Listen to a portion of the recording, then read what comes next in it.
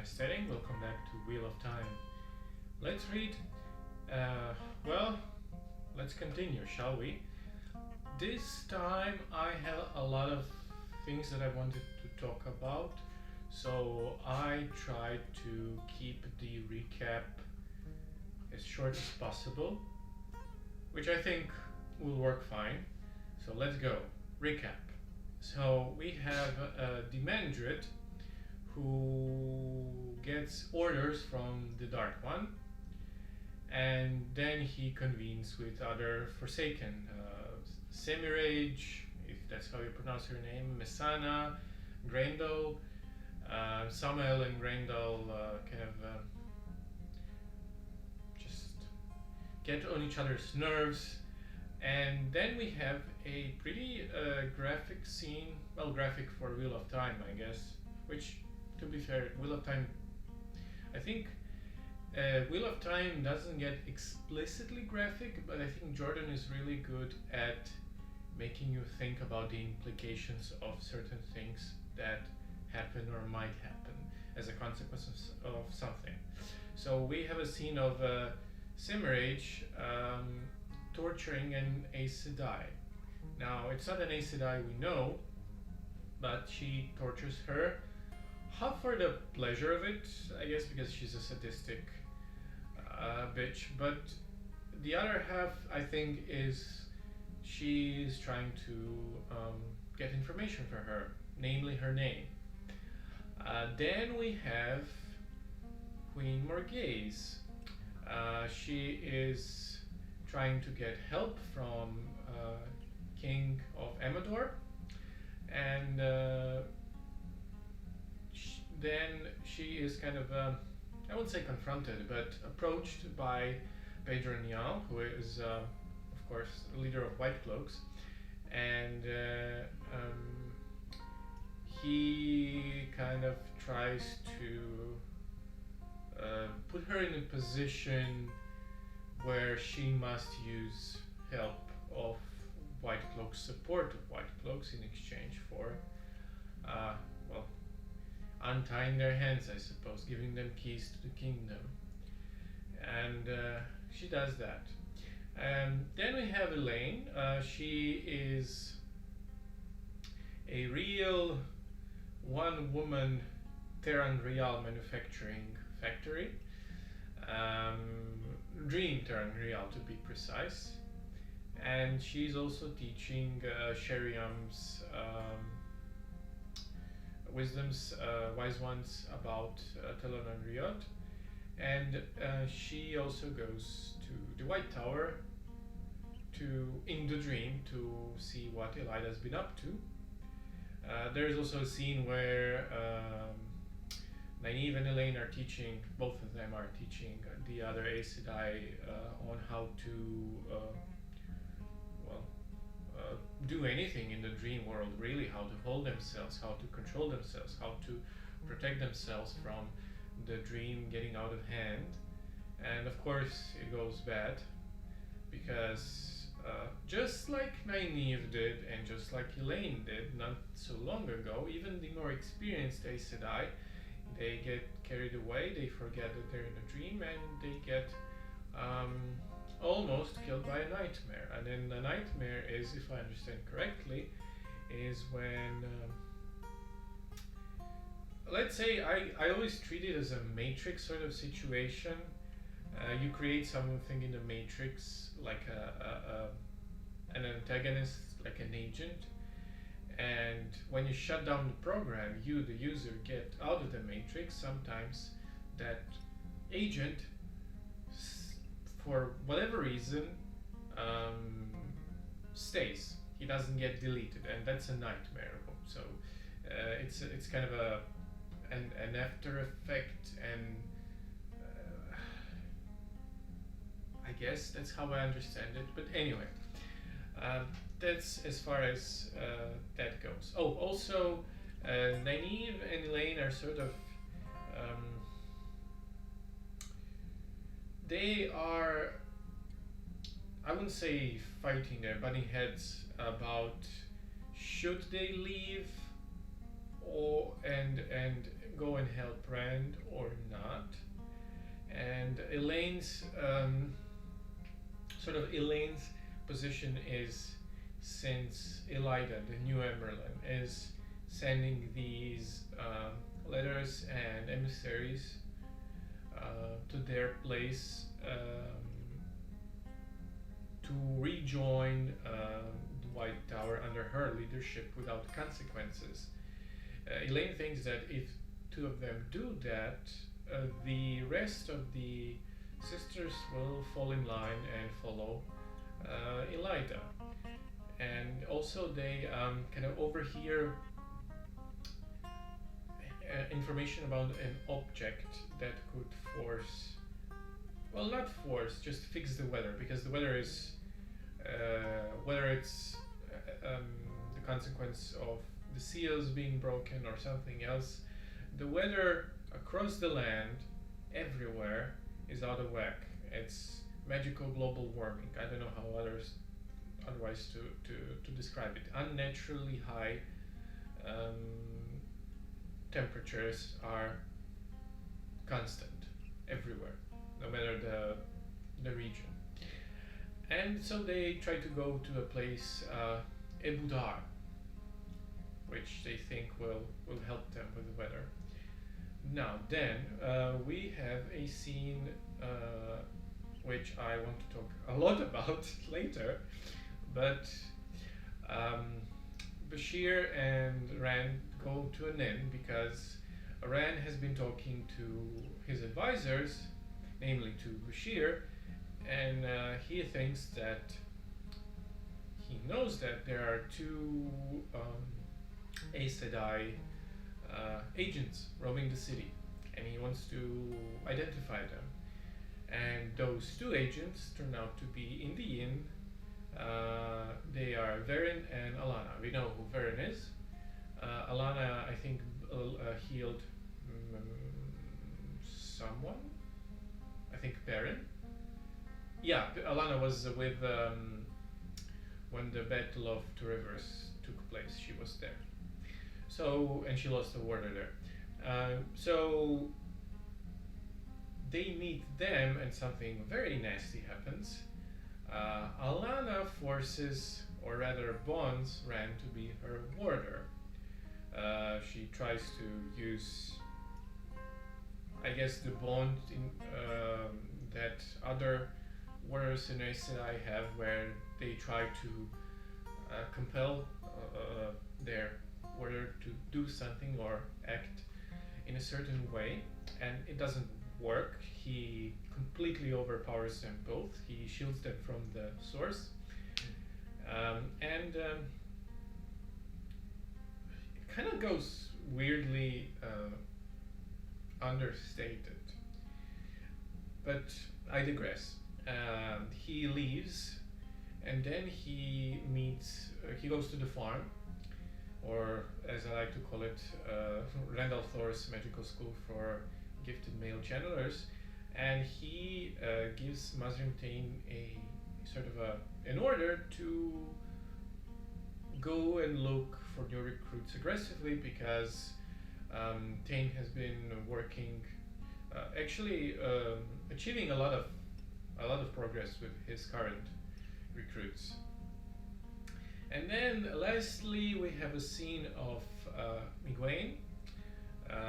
I'm still not sure about her current status of the injury, but she is dreaming. She gets drawn into Gavin's dream, and she kind of sees a scene where Gavin's feelings for her are so strong that he imagines rescuing her from the Rand, the villain, and which is a silly scene, and I guess she realizes that it is a silly scene, but the intensity of emotion that he displays kind of sways her, and she realizes that she loves him as well. And that's about it. Now let's talk about Three questions. So first question, I guess, is the least important one, but let's get this out of the way. So the Aes Sedai that was tortured by the Forsaken Her name is Gabriella. Um, is she someone we know? I don't think so. Honestly, there are passages during these 10 chapters, because I've read from chapter 6 to 15. There are some mentions about the numbers of Aes Sedai at large, and Jordan doesn't go deeply into details, but he touches upon numbers of Aes Sedai and them actively recruiting more people. For example, Alanna and Varen, they kind of talk through the reason why Rand even meets Varen and Alanna, or I wouldn't say that's the reason, but I guess the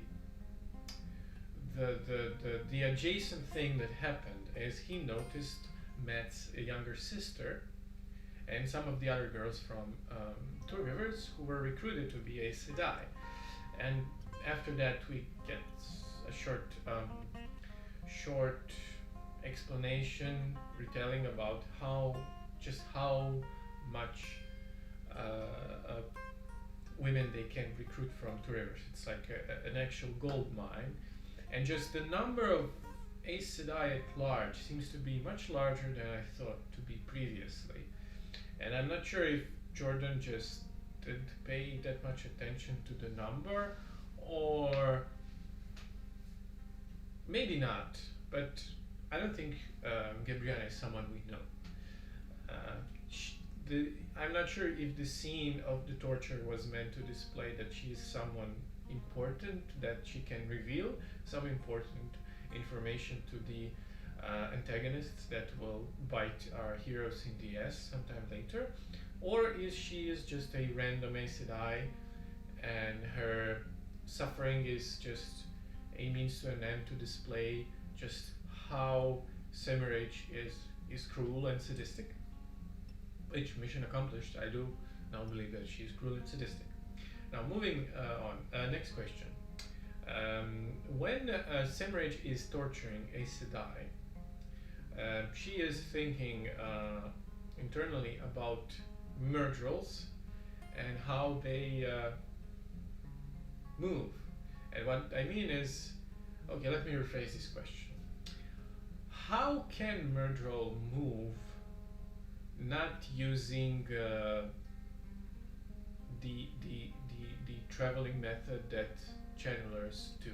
Because we get a confirmation, or at least a theory by Semirage, they do not use power to travel the way any channeler does. It's like they go through cracks between shadow and light. It's like instant teleportation. I don't get the impression that it's teleportation,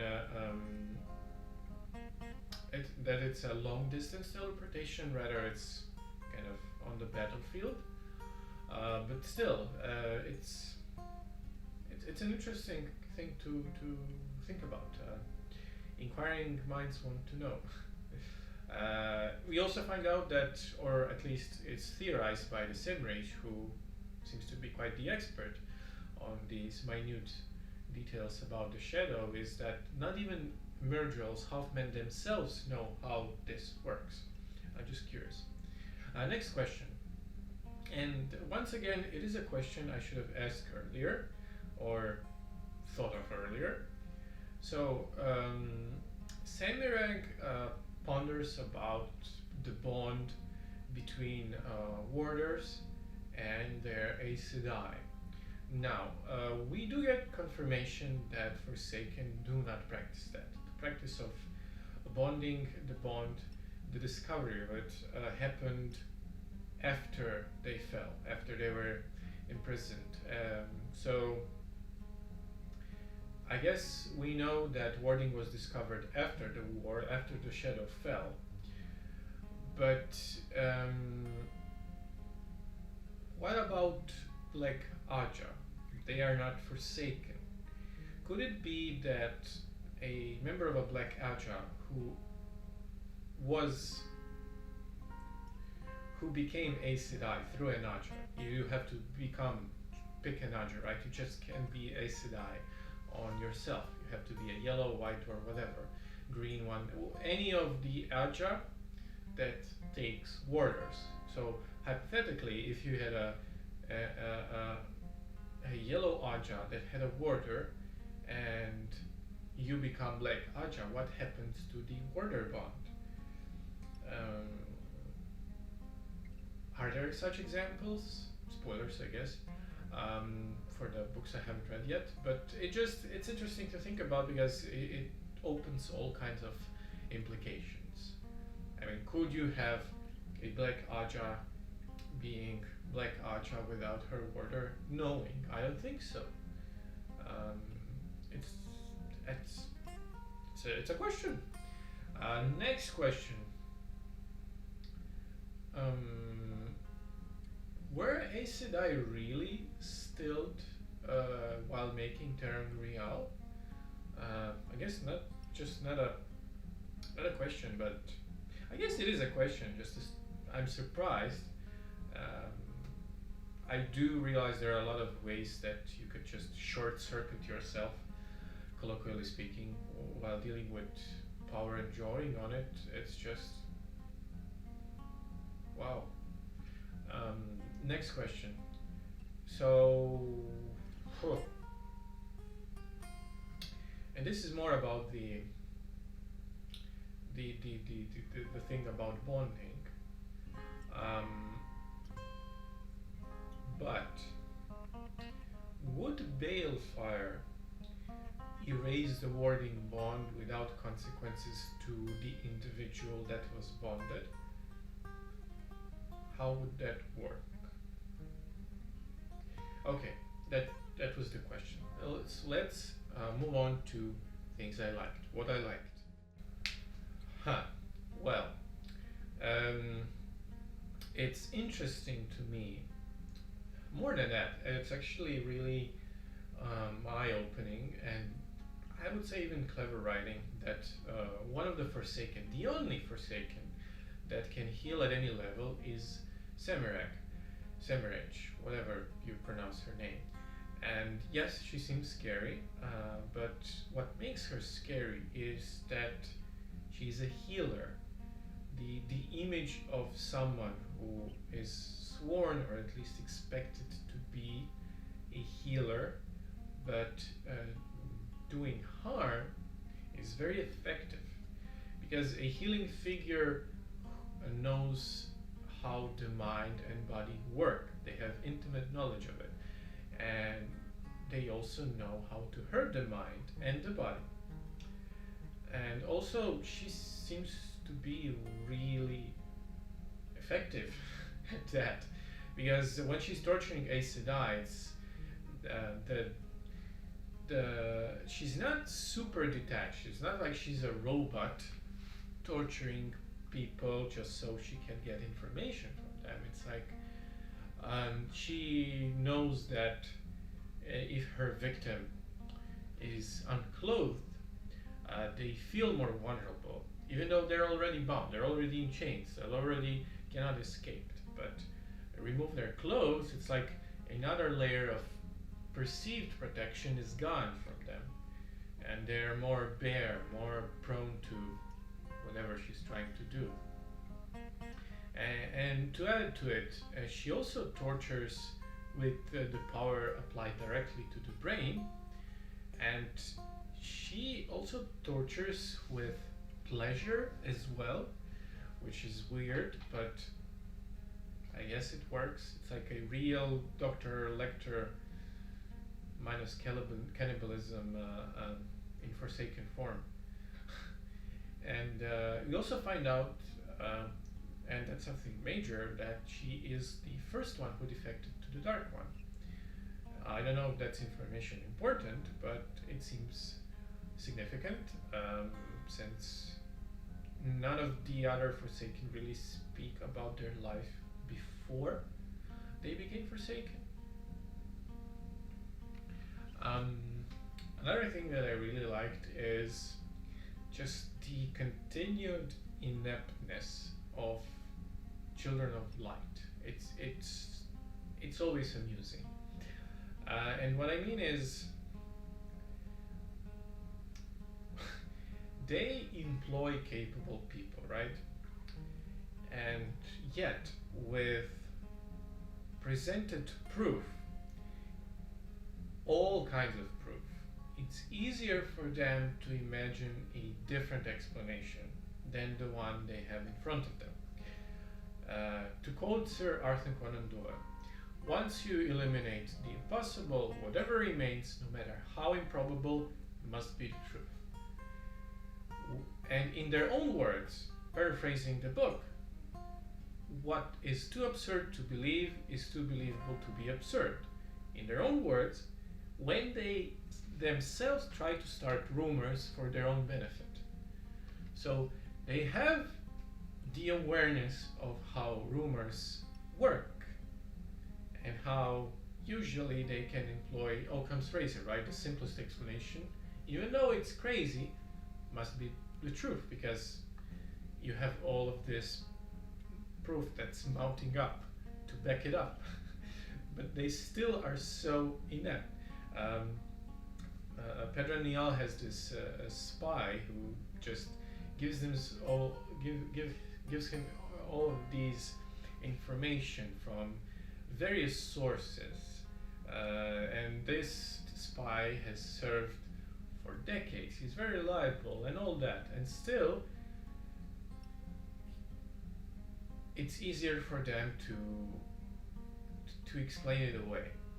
Even though it's who are they trying to fool? I mean, it's so amusing to me. And what's not amusing is that they still have significant influence, and that influence, that power is just on the rise. They keep failing upwards, these people. That's what's scary about them. The next thing that I really liked,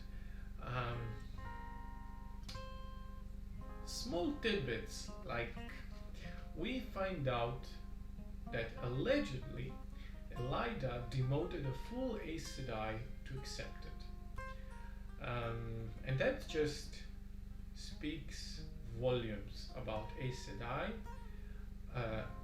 and it changes my perception of them a lot as well, because the more I find out about the structure, about this order, the less I'm sure about how they survived through millennia.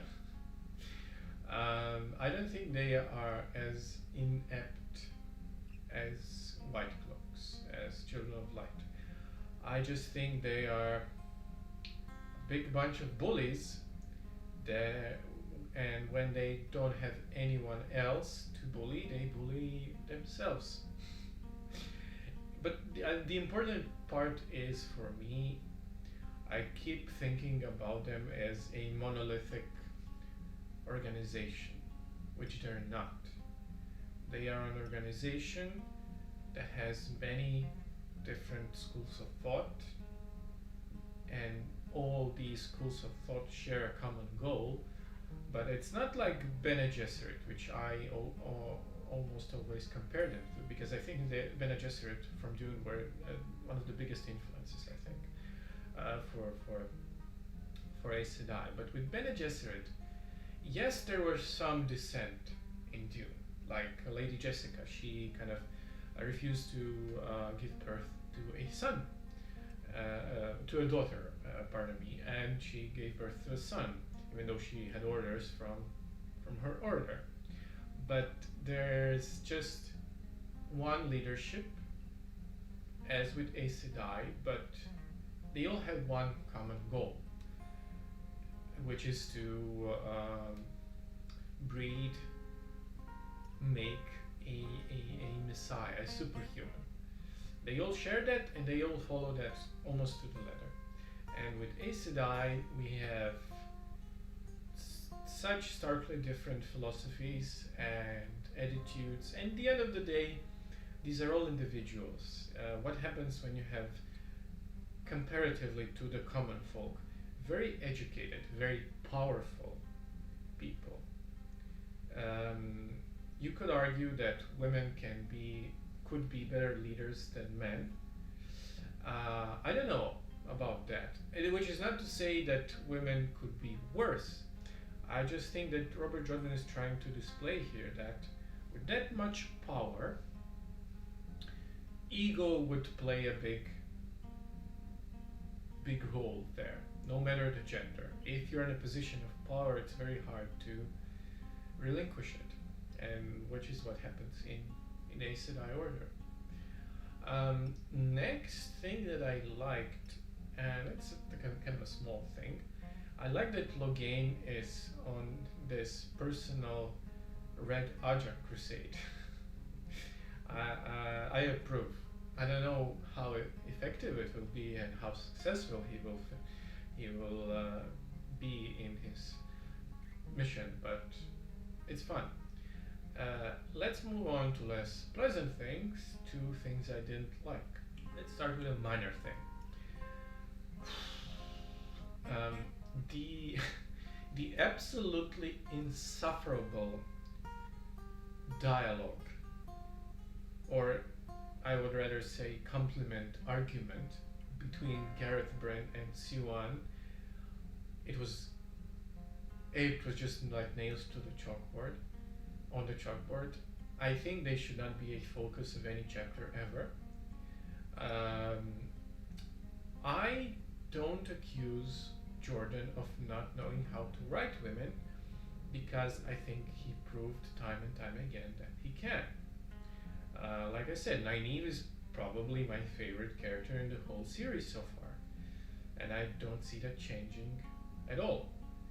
And I like Queen Morghese a lot. I like Nin. I like Moiraine. I even like Siwan.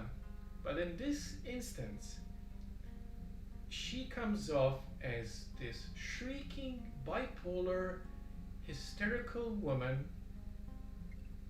not as someone who's not accustomed to taking compliments. I can understand that. I can understand a person not being used to taking compliments, or a person who's not used to being romantically pursued. That's fine. That's people of any gender. But this one was just, and we also know about Siwan that she had this, let's say, a harsh fisherwoman life before this. So I guess she would be used to getting compliments or unwanted advances even of any kind. But the way it was written, the exchanges, it just gave me a migraine. It was so hard to read.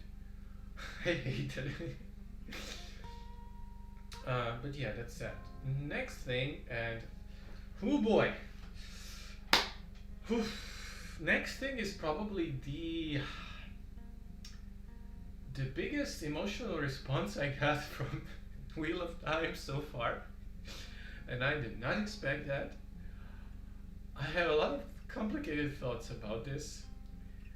And I just want to say that when I read that paragraph, I threw my Kindle across the room. And I just stood up and needed a drink. Because, wow. So I mentioned that when Rand meets Alanna and Varen, I guess he gets careless, and Aes Sedai bonds him. Alanna bonds him forcefully, without his consent. And I'm not going to go victim blaming here and say that he didn't react stronger because, I don't know, he was a wuss. No. I think that he did not react in a stronger manner because, well, he knows very little about the bond. I think most that he probably knows is that if you hurt the person who initiated a bond, it will only backfire and hurt you.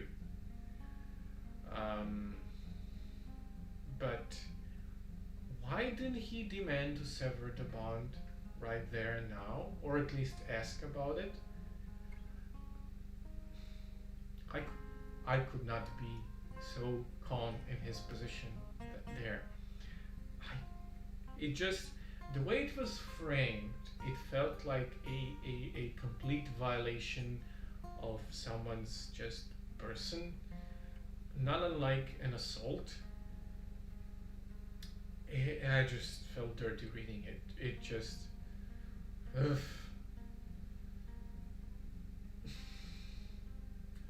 If I were Anne, I would just bail fire her right there, right now, on the spot, or at least shield her from the source, or just still her. And I mean, I guess, I presume that that's what Robert Jordan intended, the reaction from readers. At least that was my reaction, that this was not okay. This was just absolutely disgusting. But after I had more time to think about this, I started to wonder if the Taviran effect was somehow in play, and maybe Alanna is not 100% the one to blame, maybe just 90%.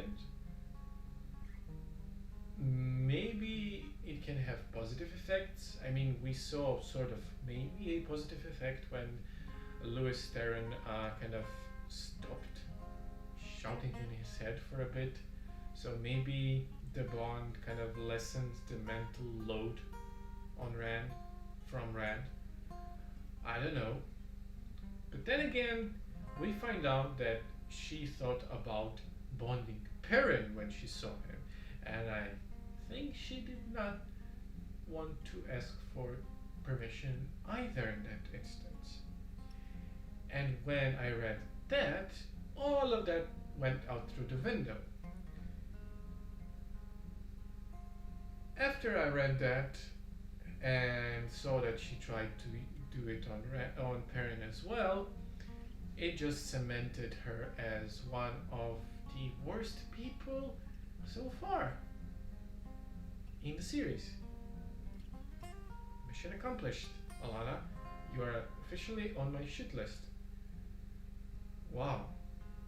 Just wow. Yeah. But yeah, that's about it. Let's move on to predictions.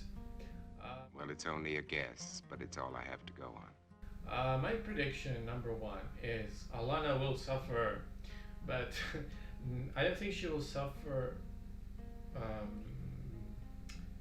because of what she did, not, or at least not because I want it.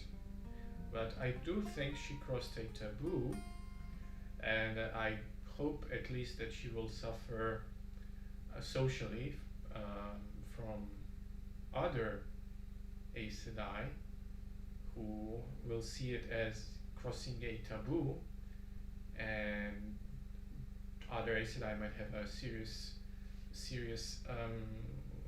issues with that. But still, I hope she suffers as well. And my other prediction is, I guess, more of a general thing.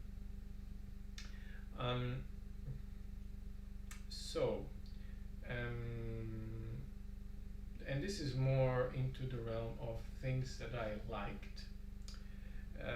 I just wanted to talk about the parallels between Aes Sedai, the White Tower specifically, and the farm.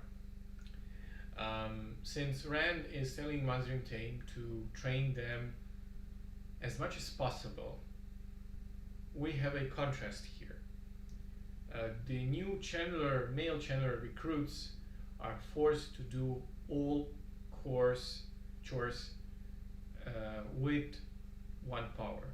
Everything from washing the dishes, boiling the water, even if it at the beginning takes more time than just actually starting the fire. As opposed to Aes Sedai, their novices are specifically forbidden to use one power when they are doing chores. And I think my prediction is that someone is going to mess up badly, and Mother and Tame will try to cover it up. Now, I have no basis for it, but with the, I guess, haste of which they are recruiting new people and putting pressure on them, something is bound to go wrong. Something will explode. And that will be it. Thank you, guys, gals, and others. My fellow fans of the written word, as cheesy as that sounds. Thank you for watching, and your support, and your comments, and your likes, and everything else. And I hope you have a nice weekend, and see you next time. Bye-bye.